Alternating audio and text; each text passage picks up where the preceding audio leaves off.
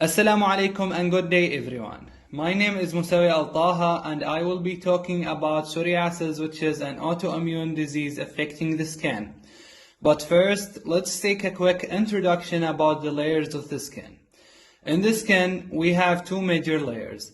We have the epidermis, which consists mainly of a stratified squamous keratinized epithelium composed of cells called keratinocytes.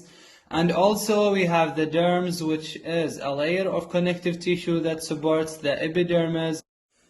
The epidermis is subdivided mainly into four layers of keratinocytes. The deepest layer is called stratum basilae, which is composed of a single layer of cells on the basement membrane. This layer is characterized by intense mitotic activity and contains progenitor cells for all epidermal layers.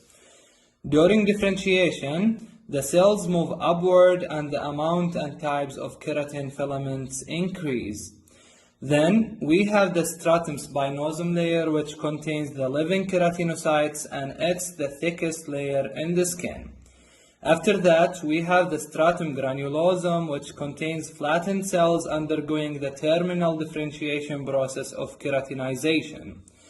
The fourth layer is the stratum lucidum, and it's only found in the thick skin, like in the soles of the feet and the palms of the hand, which is composed of thin translucent layer of flattened keratinocytes.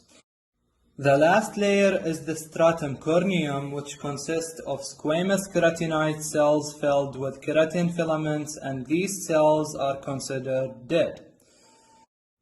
This process, which is called epidermal turnover, usually takes 15 to 30 days, which represents the time that the epidermis is renewed.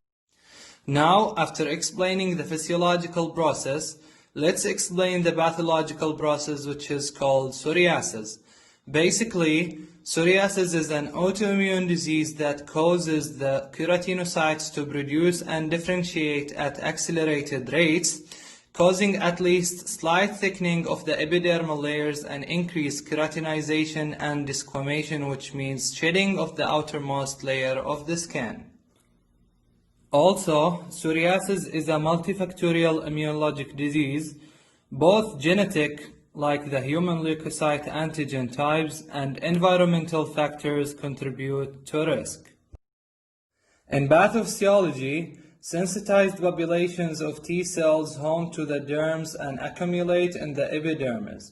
These cells secrete cytokines and growth factors that induce keratinocyte hyperproliferation, resulting in the characteristic lesions.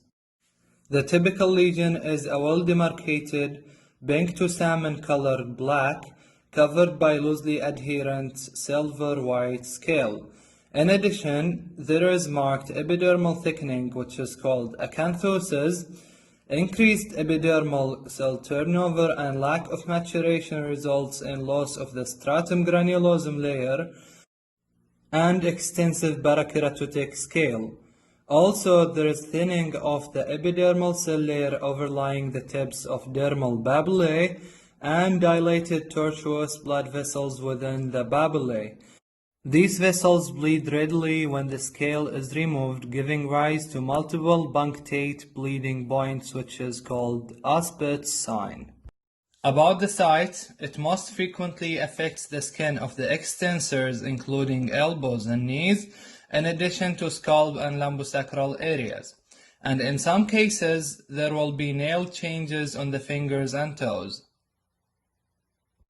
Mild disease is treated topically with ointments containing corticosteroids or other immunomodulatory agents, whereas more severe disease is treated with phototherapy, which has immunosuppressive effects, or systemic therapy with immunosuppressive agents such as methotrexate or TNF antagonists. To summarize, psoriasis is an autoimmune disease which is caused by accumulation of T cells in the epidermis, causing keratinocyte hyperproliferation, which leads to accelerated epidermal turnover, which is 30 days normally and occurs in 2 to 3 days in psoriasis. It presents as a well-demarcated lesion with pink-colored black, covered by silvery scale, which is caused by lack of maturation of epidermis and loss of stratum granulosum. It could present simultaneously in the extensors, scalp, and lumbosacral areas. That concludes our video, and thanks for listening.